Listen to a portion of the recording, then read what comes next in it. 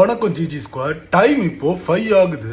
Counting இன்னும் போய்கிட்டே இருக்கு. தேர்ட் பொசிஷன்ல ஏடிஎம்கே அலையன்ஸ் இருக்காங்க. அண்ட் செகண்ட் பொசிஷன்ல டிஎம்கே அலையன்ஸ் இருக்காங்க. அண்ட் ஃபர்ஸ்ட் பொசிஷன்ல தனி கட்சியா டிவிகே க்ளோஸ் டு த பவரா இருக்காங்க. உங்களுக்கு உடனே நான் அப்டேட் சொல்லிக்கிட்டே இருப்பேன். அண்ணா ஜிஜினா அப்டேட் கொடுத்துனே இருக்கிறேண்ணா. ரொம்ப தேங்க்ஸ்ண்ணா. எங்களுக்காக பொலிட்டிக்கல் கண்டென்ட்லாம் பண்றேண்ணா. தேங்க்யூ சோ மச்ண்ணா. தமிழ்நாட்டோட சீஃப் மினிஸ்டர் இப்போ உங்களோட எல்லாரோட சீஃப் மினிஸ்டரா திரு சி ஜோசப் விஜய் அவர்கள் பதவி ஏற்றாங்க. உங்களுக்கு சொல்லுவேன். அண்ணா நம்மளாம் ஆசைப்பட்ட மாதிரி அண்ணா சிஎம் ஆயிட்டாருண்ணா. ஆனா அதுல இருந்து தமிழ்நாட்டுல ஊறப்பட்ட பிரச்சனைன்னு சொல்றாங்கண்ணா. இத பத்தி ஏதாவது கண்டென்ட் போட்டு எங்களுக்கு ஒரு கிளாரிட்டி கொடுனானா.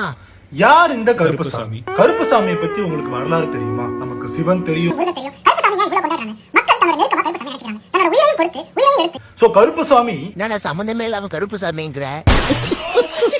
நீ தானே சப்போர்ட் பண்ணி ஓட்டு போட சொன்ன. பெண்களுக்கெல்லாம் பாதுகாப்பு இல்லைன்னு அடிக்கிறாங்கண்ணே. ப்ளீஸ் நான் சப்போர்ட் பண்ணி கொஞ்சம் வீடியோ போடுனேன். பாத்தீங்க. ஆனால் உங்களுக்காகவே ஒரு விஷயம் இதுக்காகவே கொண்டு வந்திருக்கேன். எனக்கு ரொம்ப நாளா ஒரு ஆசை ஸ்குவாட். நம்ம இங்கிலீஷ்ல கண்டென்ட் மேக் பண்ணா